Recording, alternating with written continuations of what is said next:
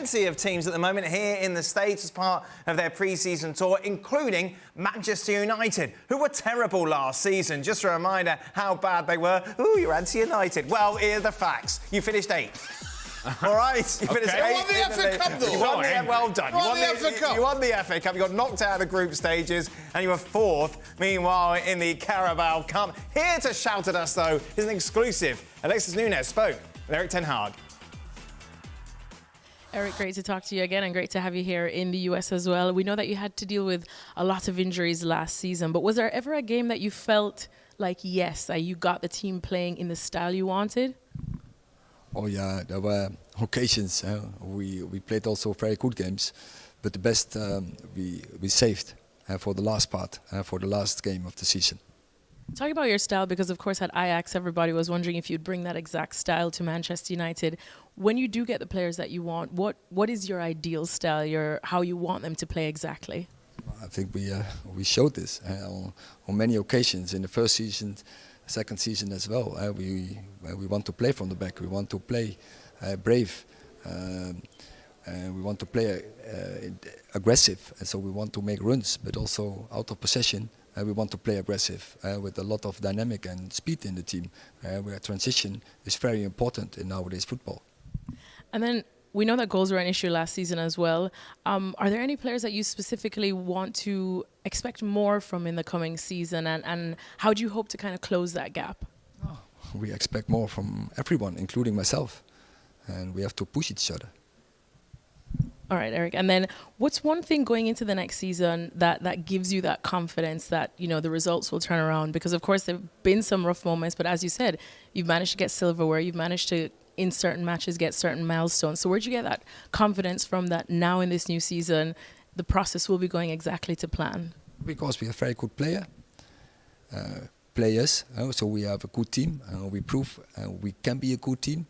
And so when we are working on ourselves, team and individually, when we're working on our attitude to bring that winning mentality in and really the determination to win the games, we already proved we can beat the best team, but we have to do it more on a consistently base, and that is what we have to work for. We got to speak with Andre Onana back in April, and he said that one thing that he would love for the fans to have is patience. It's not something that we see a lot in football, but that things, do take time as well. For you, in terms of expectations, I know you said that we need to have patience to probably see United win the Premier League again, but now for this new season, what would your expectations be? Patience, I always, that is, but Andre also know, as I know, you don't get patience in football. You have to deliver. And expectations around Manchester United are also so high, but we have to be fair. And if you don't win one trophy in 6 years, in the moment we took over, and now we are building, and we collecting silverware, then you can say we are in the right direction. And if we can now put the winning culture in, and really determination to win more, then we will be more consistent, and then we can beat everyone in the league, but we can do it in every third day, and that is what we have to aim for. After speaking, of course, to the new owners, the administration, is top 4 still kind of the main expectation and goal for this season? And win trophies. And we have some opportunities, and we will go for it. But then we have to build a strong squad. We have to construct a strong team, and that is what we are responsible for, players and staff. And when we get this, we have a really good opportunity to again win silverware and go for the highest. Well, in constructing that strong squad, a lot of people are excited with Yoro coming in. What is it about him that you like, and how soon do you think he can get to the level, because we know he's still quite young, but how soon do you think he can get to the level where he kind of solidifies himself in that starting 11, in that centre-back position? Oh, we are confident he can do it immediately, and therefore we bought him, because that's what our opinion is about him, that he immediately can contribute. But of course, we have more players also in that position. There will be internal competition, but no one can play all the games. So he will contribute, and we are pretty sure his progress will go very fast. Erik, we know you have to run, so dank je wel. Alsjeblieft. Alexis Nunes joins us now alongside Rob Dawson. They're in California, or of course Manchester United based at the moment. And they are in a rush because I know Alexis is about to go to Arsenal and interview Arteta. Jan is here as well. What a treat that is for everyone. We haven't seen Jan in ages. Jan, I'm just going to ignore you for the moment because I want to talk to the guys in California before they do go. Alexis, you spoke a lot to Ten Hag towards the end of the season where he was almost in propaganda mode, trying to sell himself as to why he should be the manager to lead Manchester United next season. He, of course, got that new contract. Do you feel his vibe has changed slightly? I think he definitely feels a bit less defensive as he was. I think towards the end of the season, you know, we were just talking about it, he was fighting for his job there, which is why we got so many big and I suppose newsworthy lines from him. And we do know that he's much more comfortable speaking in his native tongue, in Dutch, and to the Dutch newspapers. But today he definitely seemed a lot more calm and tranquil, but still has that air of stubbornness where he kind of wants to remind everyone that, look, I know it was a terrible season in terms of in the league finishing 8th. When you associate that number in the league with Manchester United, it still upsets many fans. But he says, look, we've won trophies, and what I came here to do was win trophies. When I asked him about top 4 being the expectation, he kind of just shooed it aside and said, look, we remember the days when Arsene Wenger used to say top 4 kind of counted as a trophy in and of itself, but he says, forget about that. That's a figurative trophy. I have won actual tangible trophies in terms of the Carabao Cup and this FA Cup, and it's not just that he's won it, but he's won it in a big way in terms of beating Manchester City, the Manchester City, on, you know, later on this season. So I think he still definitely is very stubborn and still knows that he has to prove himself to a lot of Manchester United fans and the public to show that he really is the right man for this job. He said to Alexis, Rob, basically, you know, that FA Cup final performance is what we want to do going forward. It'd be great if you play a hungover Manchester City team every week. Well, yeah, it obviously makes life a lot easier when that's the case. I mean, the key point in that interview, I think, is Erik Ten Hag again saying that they need to be consistent. And this is something that we've heard all the way through his tenure. He's been saying this for 2 years, that they've shown for 2 seasons that on their day, with a fully fit squad, they can beat anyone, and they obviously showed that against Man City. The problem is that they can't do it on a regular basis. And if you're going to challenge for the Premier League title or to win European trophies, you need to do it week in, week out. The worry, I think, for Man United fans listening to that interview will be that he said these same things a year ago, and it didn't change. So a lot of United fans will listen to that and think, well, we heard this and it didn't change, and why should we believe that it's going to be any different this time? And Erik Ten Hag, really, with the position he's in at Man United, needs to show at the start of the season that he can get winning runs together very, very quickly, because the minute that it goes bad at the start of next season, there'll be an awful lot of fans calling for him to be sacked again. A lot of players, of course, were out of form last season, Rob. You look at the likes of Marcus Rashford, didn't make the impact after signing a new contract. Anthony has been terrible since he's joined. The problem is they're on such big wages and it's going to be so difficult to offload them. He needs to get a tune out of these players, doesn't he? And that's going to be the key if he's still going to be in charge, say, this time next year. Yeah, exactly that. And you make 2 great points. That there are players there that he needs to perform better, and Marcus Rashford is the top of that list. In his first season, Marcus scored 30 goals in all competitions. Last season, it was 8. The drop-off in form was remarkable, and it was a massive contributor to why United finished the season in 8th in the Premier League. The other side of that is there are an awful lot of players in that squad who need to leave, that they've had enough opportunities and they haven't performed. The problem is that United haven't got rid of players very well in the past. They don't raise big fees for these players. And until they get some of these players out and bring in a little bit of money, they can't then go and strengthen the squad even further. They've made 2 signings, 2 very, very good signings, good young players that they hope are going to improve the squad, but they need more than that. The problem is that the financial situation means that they're going to have to bring in some fees for players who are already there. And at the moment, that's not really happened. So the likes of Aaron Wan-Bissaka, Victor Lindelof, really, if they're still here at the end of this window, that will be a major problem for Man United, because it means that they haven't raised the funds that they need to go and buy more players.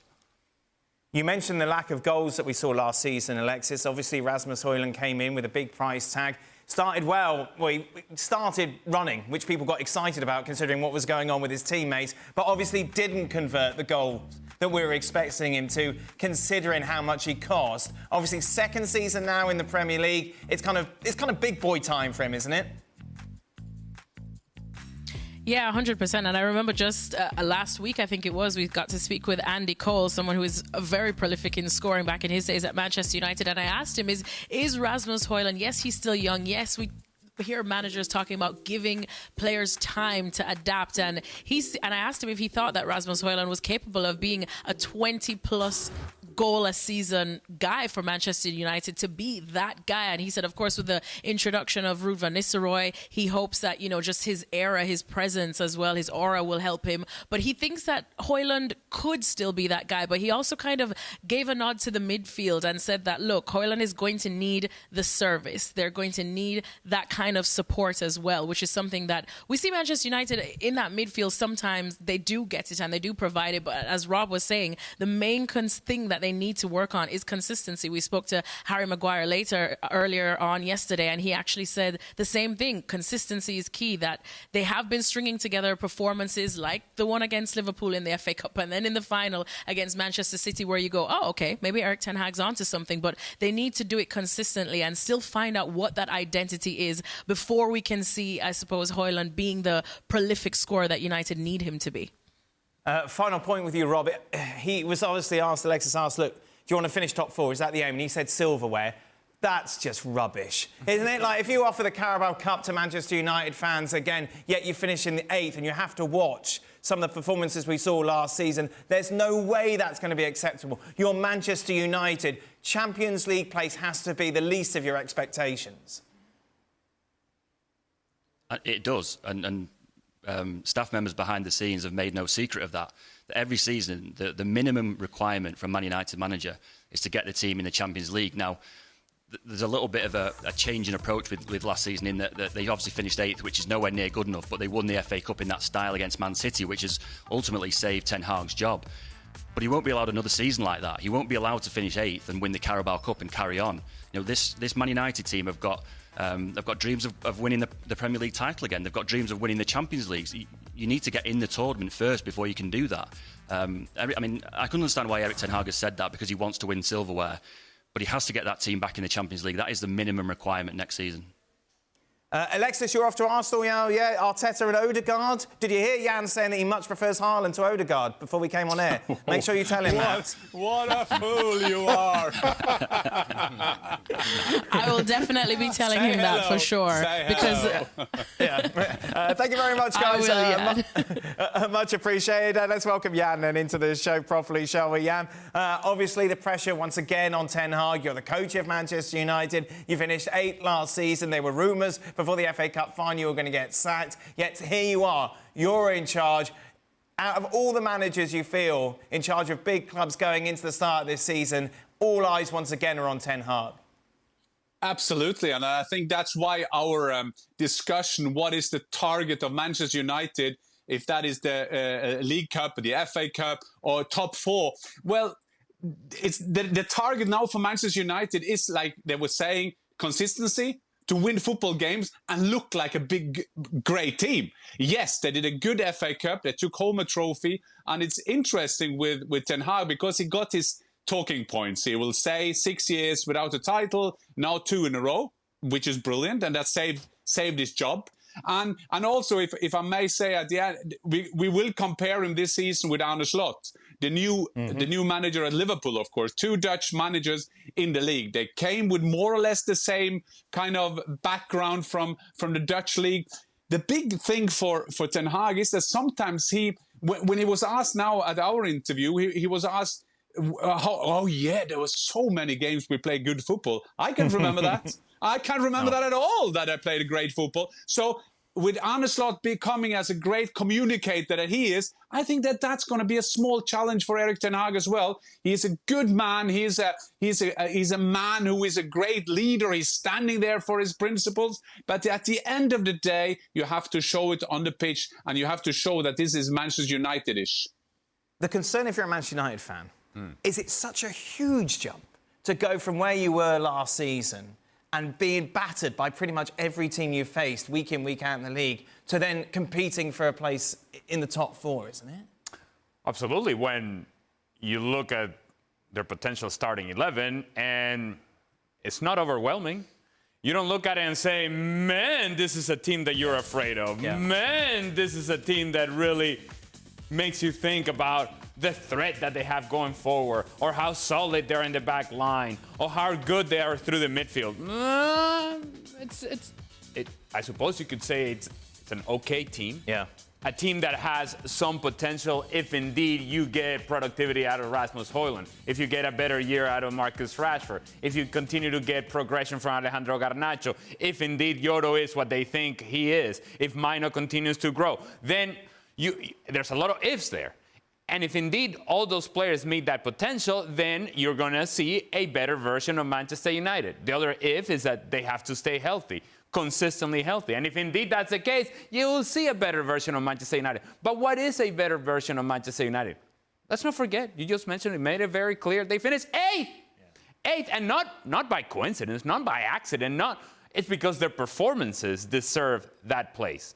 They were 8th because at times during the season, they were terrible. And so I think there will be a growth. I think there will be progression, but from 8th to 4th, not 8th to anywhere near competing for a title, nowhere near being one of the best teams in the Premier League. They're looking at 4th, and that should be the goal. And if they get to that point, then I think anything I can say, look, we're going in the right direction. Anything less than that, it would be a failure. Ali makes a good point, though. That starting 11 is really underwhelming. So then how much responsibility does Ten Hag take, considering most of those players wouldn't get in to any of those top 4 teams? Well, if he were a new manager, not much. But this is Ten Hag's 3rd season. So surely he's been able to see, identify and address the weaknesses. And while Manchester United have had their financial issues, and maybe that's dictated a little bit of what they've been able to do, particularly over the last 2 summers, part of those financial issues are because you spend 100 million on Anthony, and he does as he did. You put Casemiro on the kind of money that he's on, and now you can't get him off your books. There are so many of those players that, again, in 2 years, if this was the situation, Erik ten Hag should have been able to address. And I keep going back to his previous statements about Manchester United and where it's going to be a 10-year rebuilding process to be back up alongside Manchester City. While that may be all well and good, over the last 2 years, have you closed that gap or not? If the answer is no, which I think it is, then Erik ten Hag is on very, very thin ice. I thought he'd have been through that ice at this point. The fact that he signed a new contract is, again, kind of speaks to how awfully Manchester United handle all their contractual business. It's a late night for Shaka and Ali on Saturday. Sorry, Jan, we talked a lot about Manchester United. We got a couple of weeks to do it, I have to correct you. I have to correct you. Because he hasn't got a new... No, both of you. He hasn't got a new contract. They used a clause that he'd get that extra year in his contract. So I don't think when Brailsford and Sir Jim came out and said we trust him 100%, but they just kind of got that clause going, so he's got 1 more year. So it's not a new contract. So that I think he's still out there. The juror's still out there to see if he's the right Manchester United manager. Thanks, Jan. Missed you correcting us over the summer.